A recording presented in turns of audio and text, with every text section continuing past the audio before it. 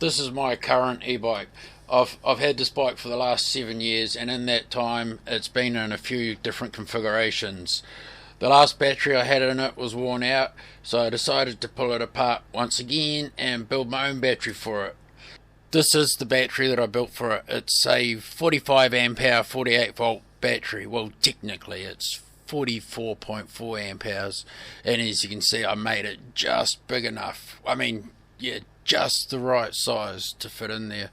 I actually wish that I made it a higher voltage, as it's only a 48 volt battery, but well, live and learn. Maybe next time I will make it a higher voltage. So now it's time to build a mount for it and all that stuff, I guess. So yeah, let's get to it. Okay, so we're back on the e-bike battery project. I haven't had a permanent battery in this for around about 7 months.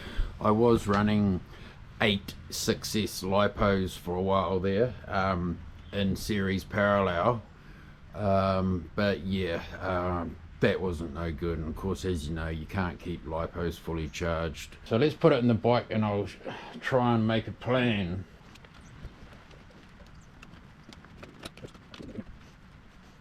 So first I'm going to build a mount for underneath here.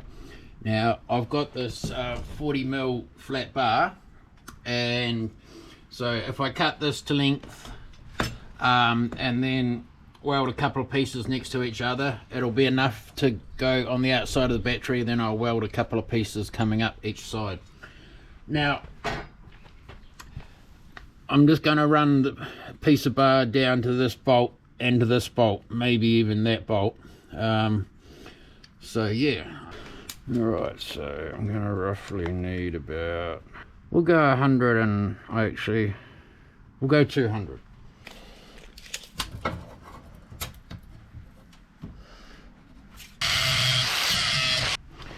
Okay, so that is going to go like that.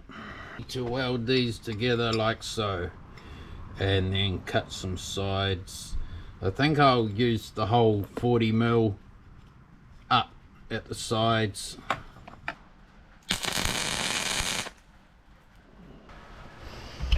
Alrighty, let's start off what I want. Put sides on it now. Alrighty, gonna be like that and that. Let's see what it's going to look like on the bike. So I want that. Oh yeah, that's going to work good. I just wasn't sure whether, yeah, I don't know what I was going to say, but yeah. Alrighty, so let's do some more welding. Look at that, it's almost like I knew I was going to need that exact gap.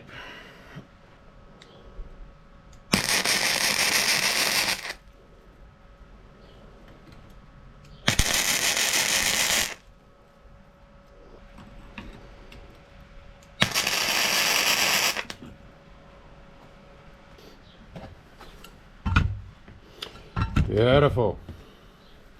Okay. Yeah, I knew that was going to happen. Oh no, here we go. Cool. Right, so now we need a piece of steel to come down there, and don't know if that will work coming down there like so.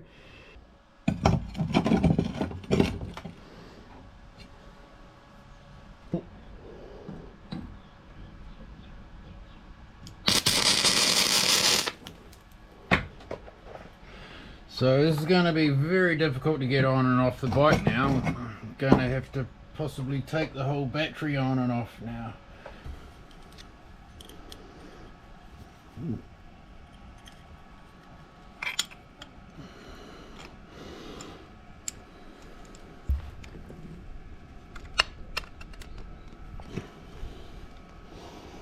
Yeah, it looks like that's going to work. Good stuff. Right, so that piece is going to go there. Looks like I will have to make like a little tab. Actually, if I have that down there, then I have the tab up. That would probably be better, would it? Or yeah, see, that's not going to work like that. Okay, let's put a slot in it for starters.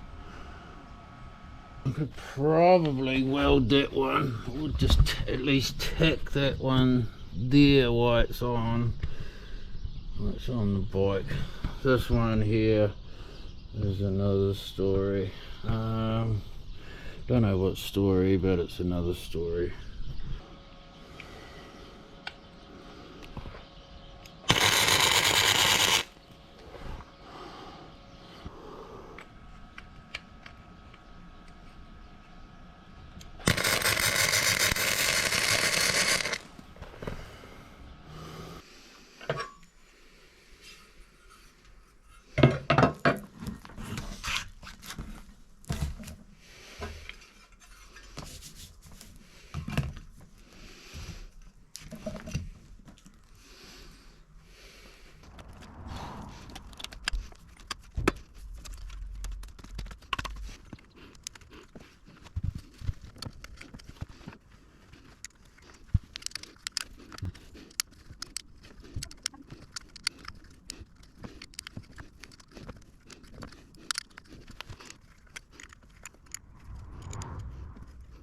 So this bottom battery holder that I made, I've bought some more of this 40mm flat steel bar, and so I'm just going to cut a piece which will run up here, and then another piece which will run up here, and I'll figure out what to do once I get here. Now I'm going to do that both sides. Alright, so you can see I've put some a new coat of jam on the mount since I have modified it. Now I'm just going to put some tape over the ends here, and just to try and waterproof this battery a little bit more. I don't normally ride in the rain, but of course you always get caught out in the rain from time to time. Plus the side of the battery, I'm going to put something over there so it makes it look a little bit more pretty. On the bottom of this bar of the bike, I want to mount the control box. So time to jump on Tinkercad and design some tube clamps.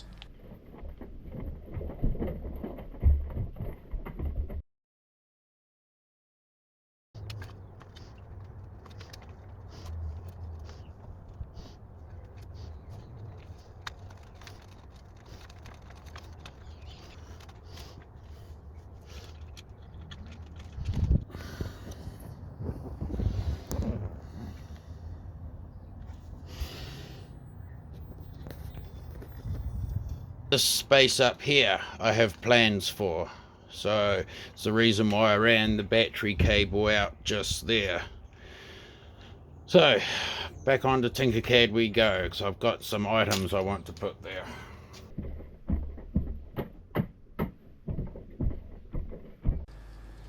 So after some hard concentrating work on Tinkercad, as you can see, I have designed a clamp for the top end of the bar, and I have also designed a little box which I can have some switches and displays on. You will see what they're going to be shortly. Alright, so I printed out another one of these with two switches because I can, I guess. Can't seem to find any of my spade plugs, so I'm just going to have to solder to everything. So I did find some of the spade connectors, but they're the wrong size. Yeah, I know I'll probably find them as soon as I've finished soldering wires straight to there. So I've got to be quite quick with my soldering, because you mess around too long and you're going to bugger up their internals to these switches. Here we are, we're all wired up now. Of course these wires will be coming out the bottom. I'll probably be filling the rest of that hole up with hot glue. Not that I don't think water will get in there because of where it sits on the bike. Well, much water will get in there. Now be wiring up this DC to DC converter. Alright, so I'm gonna go ahead and reattach this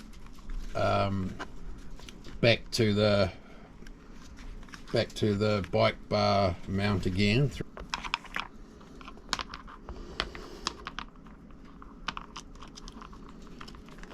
Now this has to go on afterwards because I need to get to the tops of these hex bolts.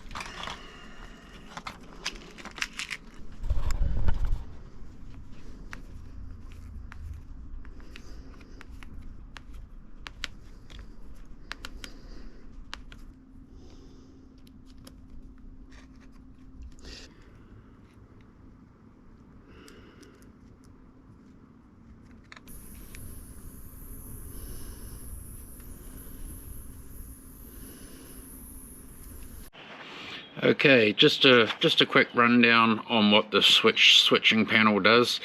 When you flick the switch on here, it turns on this DC to DC converter, which takes the main battery's 48 volt, takes it down to 24 volt at 10 amps, which is 6S. So when I'm out the field flying my drones, I can charge my drones from the main battery. And it also, when you flick that switch, it also turns on 2 USB ports, which is very handy. Now, whoops, yeah, well, you switch it on like that. I forgot to switch it on. And the second one, when you flick that on, that turns on this display here, which shows you what percentage the main bike battery is at, and that also turns on this port so you can then plug the charger in and charge, because when that switch is off, the main battery won't charge. So yeah, works really well. I've already had it out in the field and I'm very happy with it so far. Alright, so the last thing is this battery looks quite naked there like that, and as you can see, the top of it moves from side to side, which I don't really want. I was going to put a couple of little forks up here on the bracket, which I still might do yet, but for the meantime I have printed out some pieces for the bike.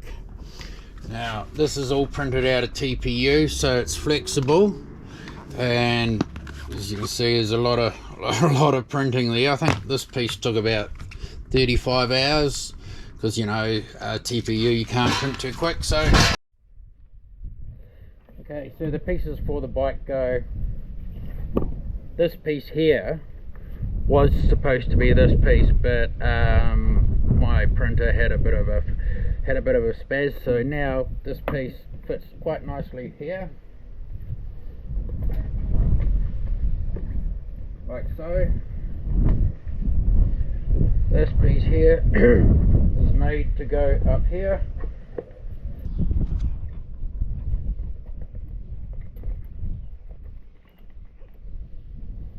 Okay, this is going to be interesting.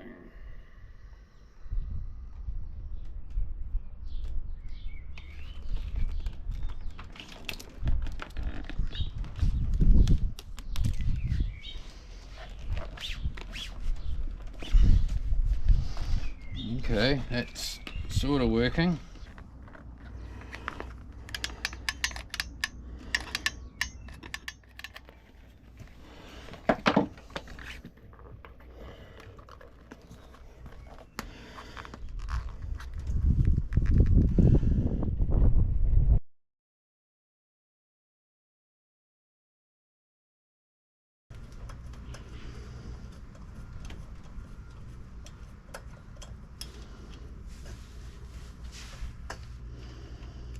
Okay, so I'm not really happy with how ugly this area looks, so decided just to print out some little plates to go here.